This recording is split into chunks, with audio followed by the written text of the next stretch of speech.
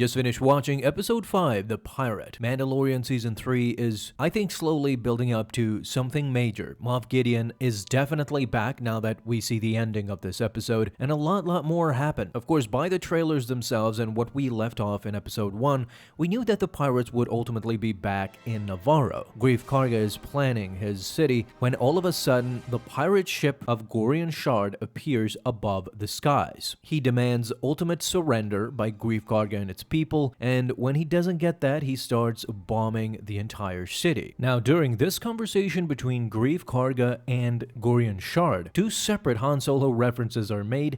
The one is who shot first reference. Gorian Shard goes on to say that this time I will shoot first. So hope is not lost after all for the old-timey Star Wars fans who really hated the special editions which removed the shot first thing that was Han Solo's thing. Now with Star Wars they're trying to bring it back with the new material. And Gorian Shard also references Sabak. Of course, as we know, Sabak basically the poker of Star Wars. And he goes on to say that you cannot bluff your way out of this. Meaning that if there was a game between Greef Karga, Han Solo, and Lando Calrissian, that would be an interesting twist. At this point, seeing no other option, Greef Karga calls upon Captain Teva. Now, if things didn't look awful enough or lazy enough for the New Republic in the last few episodes, this time around we get the full gist. This New Republic base is on Adelphi. We finally see the planet that is in the mid-rim or outer rim mentioned in Season 2. Later, we get a live-action Zeb, Garazeb Aurelius, that we saw in Star Wars Rebels, one of the integral parts of the Ghost Crew. He was very well animated. It was not a puppet. It gave me a lot of Avatar vibes, but it was definitely him telling Captain Teva that the New Republic has already log-jammed with requests and they haven't been returning their requests in 2 weeks now. This leads Captain Teva to go to Coruscant face to face and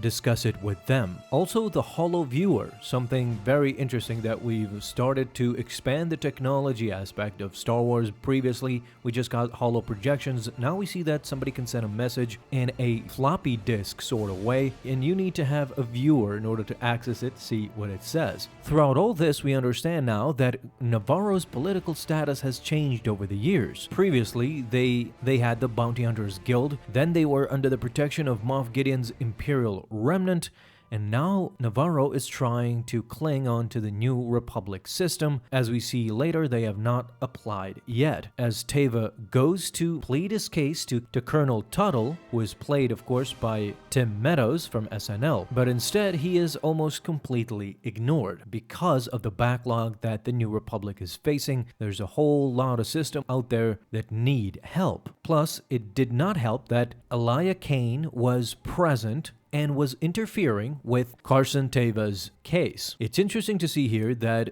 the New Republic continues to make the mistakes of the Empire, and even the Republic in some cases, because Teva pleads for aid to Navarro. Kane then points out that they are not signatories to the New Republic Charter. Tuttle then insists that they are prioritizing member worlds first. This goes on to show you that things have not basically changed at all. It's just a new coat of paint, a new badge, a new logo. With this, Carson Teva goes for Din Djarin and the Mandalorian's help. How did he find him? Well, we finally learned that R5-D4 and Carson Teva served together in the Rebel Alliance. Through that droid, he was able to find them and plead for help. We also learned from Din Djarin and Paz Vizsla that the New Republic operatives are labeled Blues. They keep calling Teva Blue. This episode also went on to tell us more about the customs of the Children of the Watch.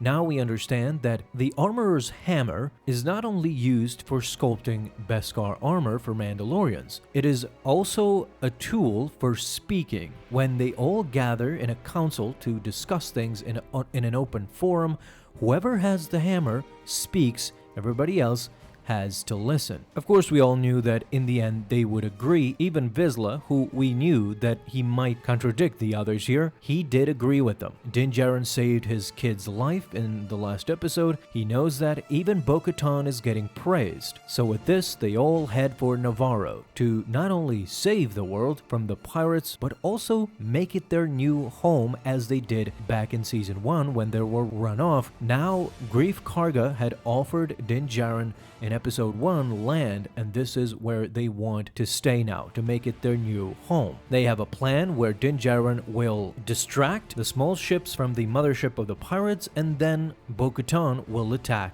the main Gorian's ship. We have a line from Season 1 where he is in a similar situation, Din Djarin meaning. He is surrounded by stormtroopers. Greef tells him that the pirates outnumber him 10-1. Din replies with, "I like those odds." A direct reference, of course, to Season 1. When they finally get it back, only Vane escaped from the Mandalorians. All the others, including Gorian Shard, is decimated in this battle. Navarro is saved not by the New Republic, not by anybody else but the Mandalorians. And now they claim right to a parcel land in Navarro that is happily gifted by Greef Karga. However, immediately we see that the armor goes for the underground where they were first expelled. She goes to the forge and she calls upon Bo-Katan. Here, her plans are laid out. She even says to Bo-Katan to remove her helmet. Now we understand the bigger purpose of the Armorer and Bo-Katan alliance. We see that the Armorer has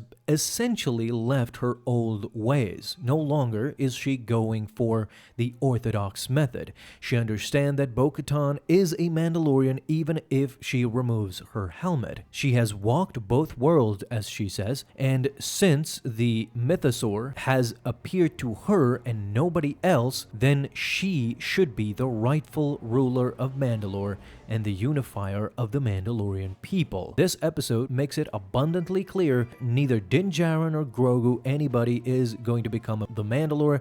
It is going to be Bo-Katan. The Armorer mentions that the mythosaur was only heard of in legends, another reference to, of course, canon legends in Star Wars. But this one mostly was the most shocking moment where Bo-Katan and the Armorer are having a heart-to-heart. For a moment there, I thought that the Armorer was about to remove her helmet too in solidarity, but she didn't. She actually informs Bo-Katan and then everybody that Bo-Katan should be the unifier because she has walked both worlds. She knows her people and their people, and in the end they should all go and recolonize Mandalore, become their home once more. There is a big problem though, and now we understand what it is, because Teva finds a destroyed Lambda-class shuttle that was used by the New Republic for prisoner transfer. We now learn, of course, that aboard this ship was Moff Gideon, who escaped the clutches of the New Republic.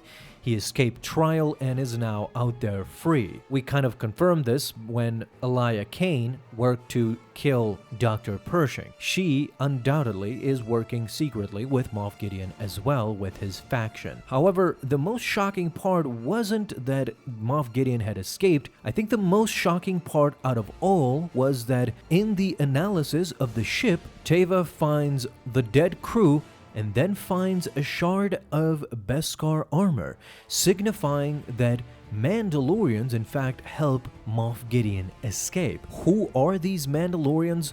Well, it could be a lot of possibilities, but of course one can't wonder, where is the crew of Bo-Katan? What were they up to? This is an interesting thing that we will discuss later on in other videos, but a great episode all in all, and we have 3 more remaining that it's going to be, I think it's going to ramp up to be better and better.